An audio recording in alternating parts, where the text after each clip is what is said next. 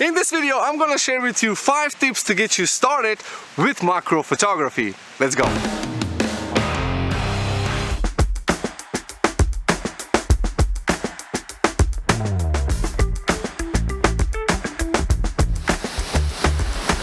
Now, I didn't think there was going to be water, so it's gonna make recording this video more difficult.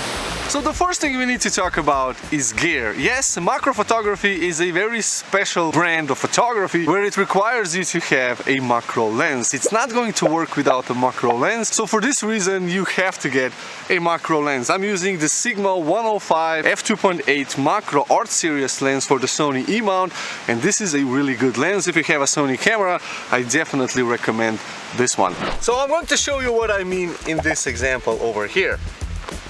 So this is as close as I can get with this lens. I'm shooting this in video, but you cannot get this close with any other lens, because if it's not a macro lens, then you don't get that 1:1 ratio, which means that whatever size this thing over here is in reality, if I was to place it on my sensor just like 1:1, it would occupy the same area. So 1:1 ratio is very important because you can get that real lifelike size in reference to the sensor. In other words, it magnifies things more than any other regular lens. Now for comparison, if I show you with this wide-angle lens, this is pretty much as close as I can get. Doesn't get any closer, and I do have a little bit of a crop when I'm recording video. So this is as close as I can get.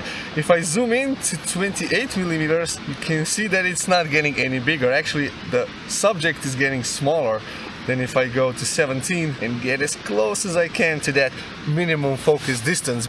Now this is a view. Now the second really important thing with macro photography is to have an on-camera speed light. This is going to replace all the missing light, all the light that you're cutting out when you're closing down the aperture and raising your shutter speed. So if you want to have an aperture of f14, maybe even f16, and a shutter speed of at least 1/100th of a second, and you don't want to raise your ISO, well then an additional source of light is needed. But alongside with this also comes a simple light diffuser.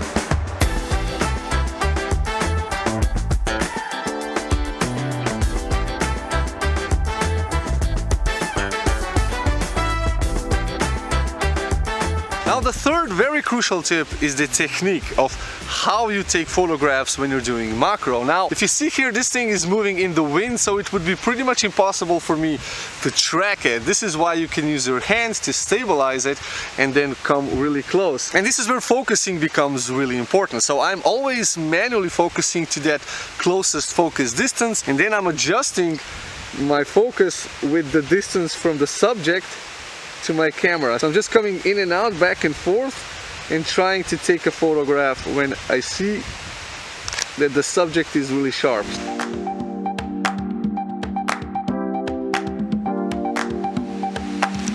Now, but if you have enough natural light, then a speed light is not needed, because you will brighten up the subject to a point where the background is going to be completely black. Now, you can see this in many macro photography examples, and personally, I like to have some sort of background, some sort of color, which brings us to the next tip.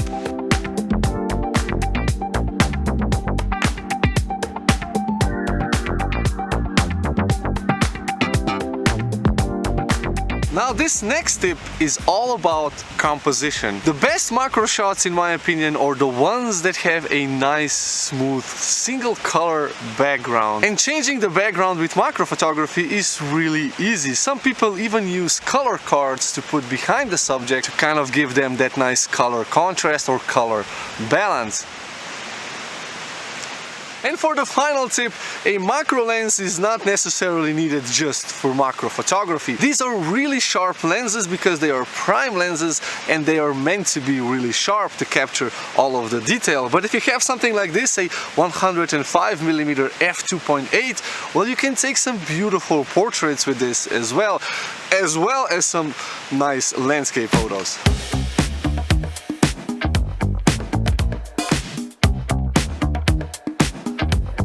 Every photography session needs a break. Yeah? The camera crew. Hello. Hello.